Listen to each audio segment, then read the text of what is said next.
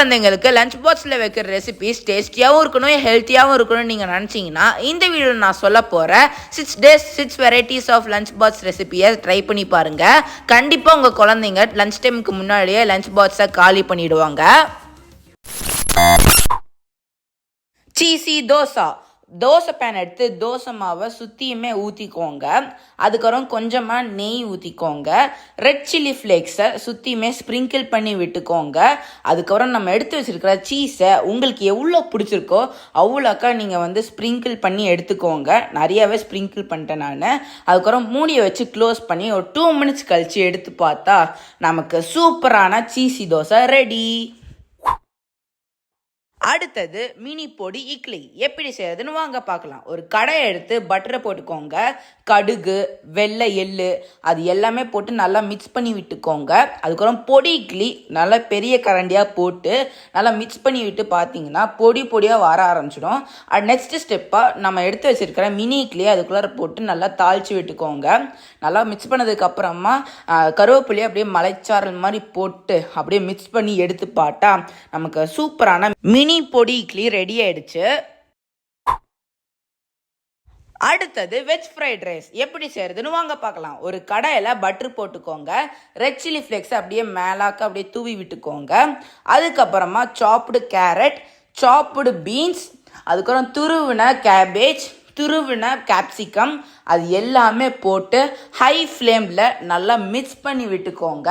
தேவையான அளவு உப்பு, அதுக்கப்புறமா soya sauce, tomato ketchup, black pepper அது எல்லாமே போட்டு நல்லா மிக்ஸ் பண்ணி விட்டுக்கோங்க. மிக்ஸ் பண்ணதுக்கு அப்புறமா நம்ம எடுத்து வச்சிருக்கிற ரைஸை அதுக்குள்ளார போட்டு ஒரு கிண்டி விட்டு அப்படி எடுத்து வச்சு பார்த்தா நமக்கு சூப்பரான வெஜ் ஃப்ரைட் ரைஸ் ரெடி ஆயிடுச்சு. அடுத்தது சப்பாத்தி நூடுல்ஸ் எப்படி செய்யறதுன்னு வாங்க பார்க்கலாம். ஒரு சப்பாத்தியை நூடுல்ஸ் ஷேப்பில் குட்டி குட்டி பீஸாக கட் பண்ணி இந்த மாதிரி எடுத்து வச்சுக்கோங்க.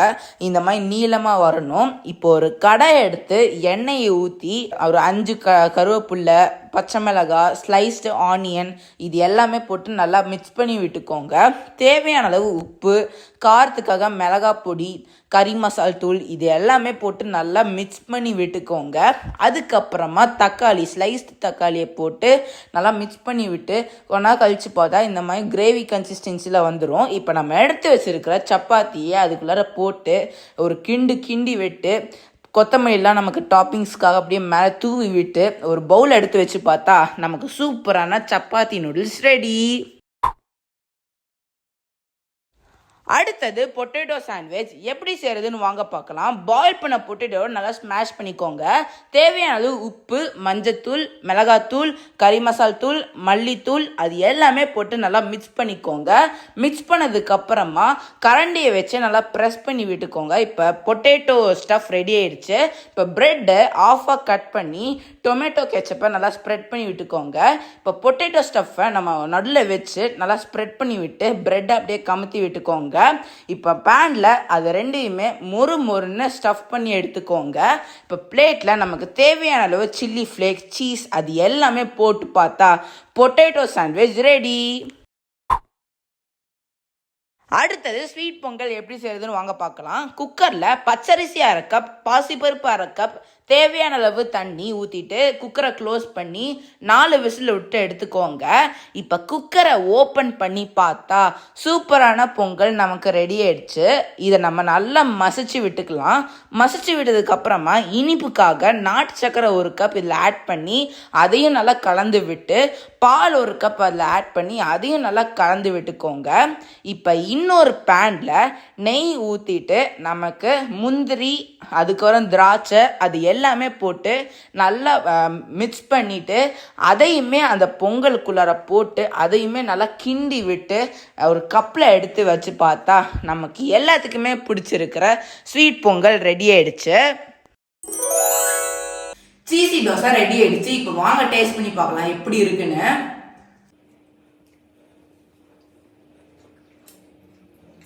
யாருக்கு தான் சீஸ்னா பிடிக்காது? ரொம்ப சீஸியா தோசை ரொம்ப சூப்பரா இருக்கு. நீங்களும் இந்த சீசி தோசை கண்டிப்பா ட்ரை பண்ணி பாருங்க. நிறைய வெஜிடபிள்ஸ்லாம் போட்டு ரெஸ்டாரண்ட்ல எப்படி செய்வாங்களோ அதே மாதிரி இருக்கு. கண்டிப்பா உங்க குழந்தைங்களுக்கு செஞ்சுட்டாங்க. இப்ப இட்லி பொடி ரெடி ஆயிடுச்சு. இப்ப வாங்க டேஸ்ட் பண்ணி பார்க்கலாம் எப்படி இருக்குன்னு.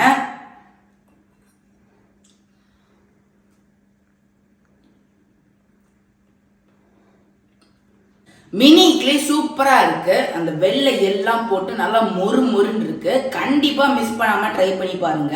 இப்ப சப்பாத்தி நூடுல்ஸ் ரெடி ஆயிடுச்சு. இப்ப வாங்க டேஸ்ட் பண்ணி பார்க்கலாம் எப்படி இருக்குன்னு.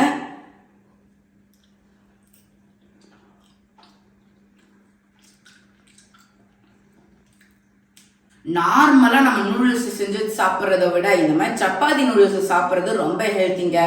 கண்டிப்பா ட்ரை பண்ணி பாருங்க. டேஸ்டும் ரொம்ப சூப்பரா இருக்கு. பொட்டேட்டோ சாண்ட்விச் டேஸ்ட் பண்ணி பார்க்கலாம் எப்படி இருக்குன்னு.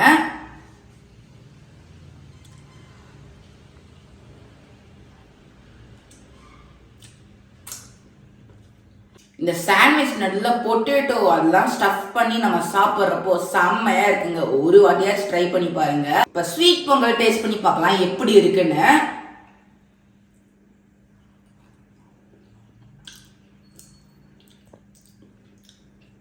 ஆல் டைம் ஃபேவரட்டான ஸ்வீட் பொங்கல் முந்திரி திராட்சைலாம் போட்டு நெய் மிதக்க மிதக்க ரொம்ப சூப்பரா இருக்கு. கண்டிப்பா உங்க குழந்தைங்களுக்கு செஞ்சு கொடுங்க. ரொம்பவே சூப்பரா இருக்கும்.